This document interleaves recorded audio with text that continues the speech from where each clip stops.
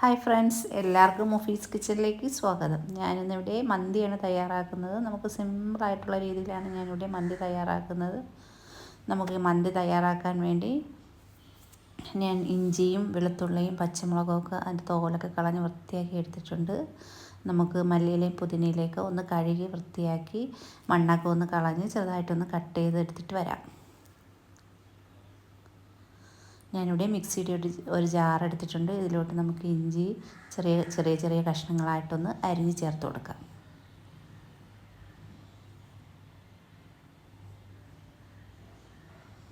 ഇങ്ങനെ അരിഞ്ഞ് ചേർക്കുമ്പോൾ നമുക്ക് മിക്സിയിൽ അരച്ചെടുക്കാൻ നല്ലൊരു എളുപ്പമായിരിക്കും കേട്ടോ. നമ്മുടെ ഇഞ്ചിയൊക്കെ ഞാനിവിടെ അരിഞ്ഞ് ചേർത്ത് കൊടുത്തിട്ടുണ്ട്. ഇതിലോട്ട് ഒരു കൈപ്പിടി വെളുത്തുള്ളി കൂടി ചേർത്ത് കൊടുത്തിട്ടുണ്ട്. 2, 3, 4 പച്ചമുളക് എടുത്തിട്ടുണ്ട്. അതും കൂടി ഒന്ന് കട്ട് ചെയ്ത് ചേർത്ത് കൊടുക്കാം.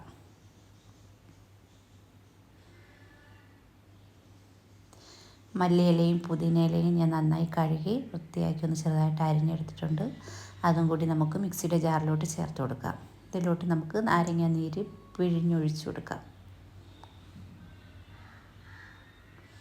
നമുക്ക് ആവശ്യത്തിന് ഉപ്പും കൂടി ചേർത്ത് മിക്സിയുടെ ജാറിലൊന്ന് അരച്ചിട്ട് വരാം. ഞാനിവിടെ 1.5 കിലോ ചിക്കൻ ഒന്ന് കഴുകി വൃത്തിയാക്കി ഡ്രെയിൻ ചെയ്തെടുത്തിട്ടുണ്ട്. ഇതിൽ നല്ല വരഞ്ഞു കൊടുത്തിട്ടുണ്ട് കേട്ടോ. നമുക്ക് ചേർക്കുന്ന അരപ്പൊക്കെ നന്നായി പിടിക്കാൻ വേണ്ടി നമ്മുടെ പച്ച മസാലയൊക്കെ അരച്ചെടുത്തിട്ടുണ്ട്. അത് നമുക്ക് നന്നായി തന്നെ ചിക്കനിലോട്ട് തേച്ച് പിടിപ്പിച്ച് കൊടുക്കാം. നമ്മുടെ ചിക്കനിൽ മസാലയൊക്കെ ഞാൻ തേച്ച് ഒന്ന് റെസ്റ്റ് ചെയ്യാനായിട്ട് മാറ്റി വെച്ചിട്ടുണ്ട്. നമുക്ക് മിക്സിയുടെ ജാറിലോട്ട് 2 സ്പൂൺ മന്തി മസാല എടുത്തിട്ടുണ്ട്.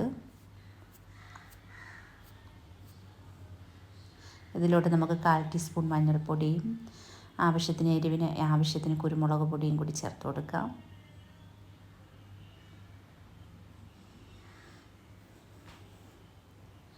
ഒരു സ്പൂൺ ഗരം മസാലയും കൂടി ചേർത്ത്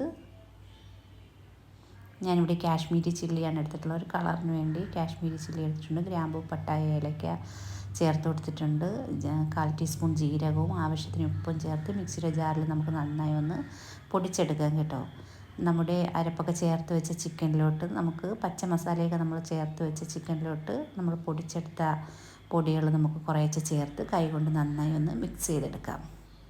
പിഴിഞ്ഞെടുത്ത നാരങ്ങയിൽ ബാക്കിയുള്ളതും കൂടി ഒന്ന് നന്നായി കൈകൊണ്ട് പിഴിഞ്ഞെടുത്തിട്ടുണ്ട്.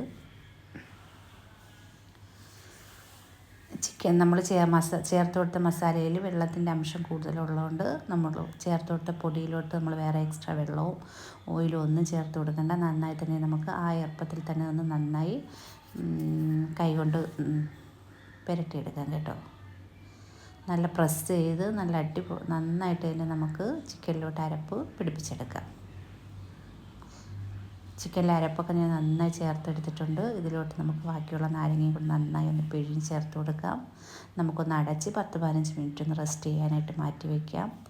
ഞാനിവിടെ ഒരു കുക്കർ എടുത്തിട്ടുണ്ട്. നല്ല പൊക്കമുള്ളൊരു കുക്കറാണ്. നല്ല പരന്ന കുക്കറാണെങ്കിൽ നമുക്കൊന്ന് നന്നായി ഒന്ന് അടുക്കി വെച്ച് കൊടുക്കാം. ഇതിലോട്ട് നമുക്ക് 1/2 കപ്പ് സൺഫ്ലവർ ഓയിൽ ചേർത്ത് കൊടുക്കാം.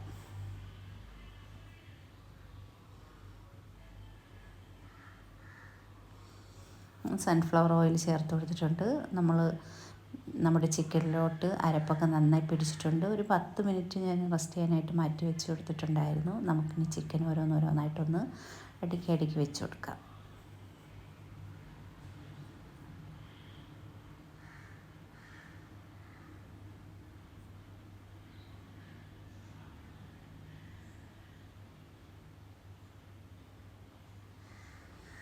ചിക്കൻ ഞാൻ ഓരോന്നും പൊക്കത്ത് തന്നെ വെച്ച് കൊടുത്തിട്ടുണ്ട്.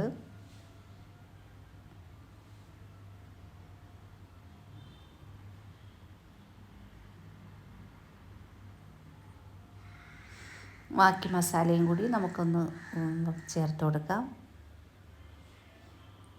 നമുക്ക് കുക്കർ അടച്ച് 2 വിസിൽ കേൾക്കുന്നത് വരെ ഒന്ന് വേവാനായിട്ട് വയ്ക്കാം.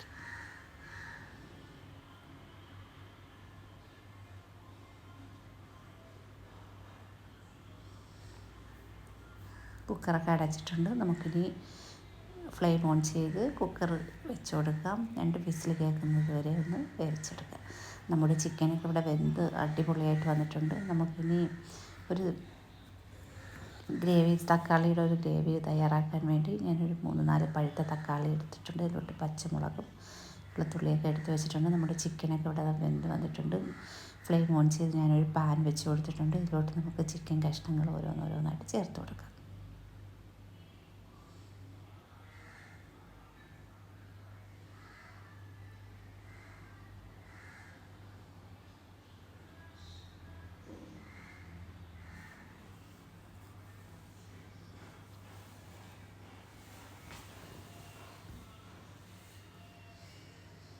ചിക്കനെല്ലാം ഞാൻ ചേർത്ത് കൊടുത്തിട്ടുണ്ട് കേട്ടോ.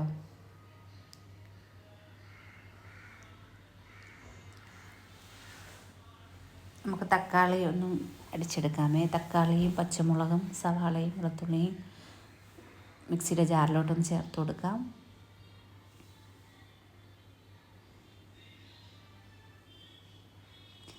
ബാക്കി ഗ്രേവി ഞാനൊരു പാനിലോട്ട് ഒന്ന് വറ്റിക്കാൻ വെച്ച് കൊടുത്തിട്ടുണ്ട്. ചിക്കനൊക്കെ നല്ല ഡ്രൈ ആയി വന്നിട്ടുണ്ട്.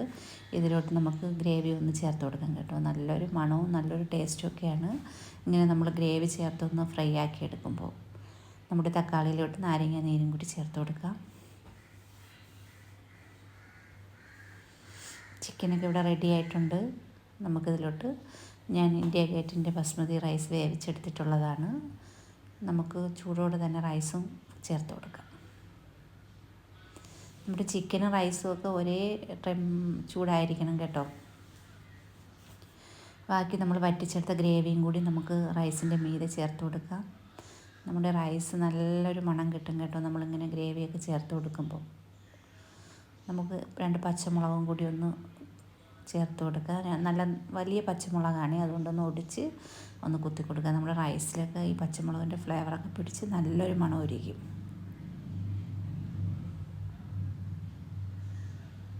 ചാർക്കോളൊക്കെ വെച്ച് ഒരു ചെറിയ ഗ്ലാസ്സിൽ വെച്ച് ഓയിലൊക്കെ ഒഴിച്ചൊന്ന് പുകച്ചെടുത്തിട്ടുണ്ട്. നമ്മുടെ തക്കാളി സോസിലോട്ട് ആവശ്യത്തിന് ഉപ്പും കൂടി ചേർത്ത് മിക്സിയിലൊന്ന് അടിച്ചെടുത്തിട്ടുണ്ട്. നമ്മുടെ മന്തിയൊക്കെ ഇവിടെ ആവി വന്നിട്ടുണ്ടെങ്കിൽ നമ്മളെ റൈസും ചിക്കനും ഒക്കെ ഒരേ ചൂടായതുകൊണ്ട് പെട്ടെന്ന് ആവിയൊക്കെ വന്നിട്ടുണ്ട്. നല്ല അടിപൊളിയായിട്ട് തന്നെ നമ്മുടെ മന്തി റെഡി ആയിട്ടുണ്ട്.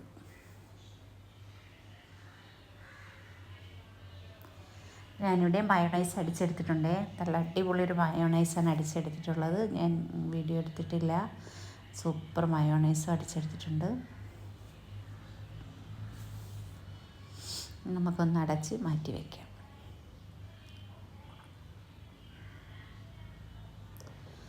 നമ്മുടെ റൈസൊക്കെ ഇവിടെ റെഡി ആയിട്ടുണ്ട്. നമുക്ക് പുകച്ചു കൊടുത്ത ഗ്ലാസ്സൊക്കെ നമുക്കൊന്ന് എടുത്ത് മാറ്റി കൊടുക്കാം. നല്ല ചൂടാണ് കേട്ടോ. എടുത്ത് മാറ്റി കൊടുക്കാം. നമുക്ക് റൈസൊന്ന് ഇളക്കി മറിച്ചിട്ട് കൊടുക്കാം കേട്ടോ. ഇളക്കി ഒന്ന് യോജിപ്പിച്ച് ആ മസാലയായിട്ടൊന്ന് യോജിപ്പിച്ചെടുക്കാം.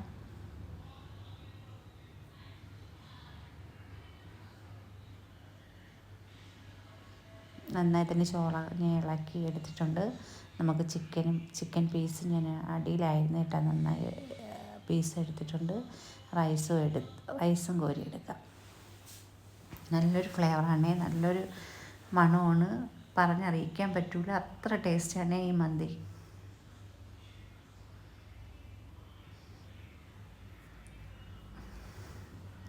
നമുക്ക് മന്തി കഴിക്കാൻ ഞാൻ നല്ല മയോണൈസും നമ്മുടെ തക്കാളി സോസും ഒക്കെ എടുത്ത് നമുക്ക് മന്തി കഴിക്കാം. നല്ല അടിപൊളി ടേസ്റ്റാണ്, സൂപ്പർ ടേസ്റ്റാണ്. നിങ്ങൾ ഇതുപോലെ ഒന്ന് ട്രൈ ചെയ്ത് നോക്കണം. എല്ലാവർക്കും മന്തിയൊക്കെ ഉണ്ടാക്കാൻ അറിയാം, എന്നാലും ഇതുപോലെ ഒന്ന് ട്രൈ ചെയ്ത് നോക്കണം. എൻ്റെ ചാനൽ ഇഷ്ടമാവുകയാണെങ്കിൽ സബ്സ്ക്രൈബ് ചെയ്യുക, ഷെയർ ചെയ്യുക, കമൻറ്റ് ചെയ്യുക. പുതിയൊരു വീഡിയോയുമായി വരുന്നത് വരെ എല്ലാവർക്കും ബായ്.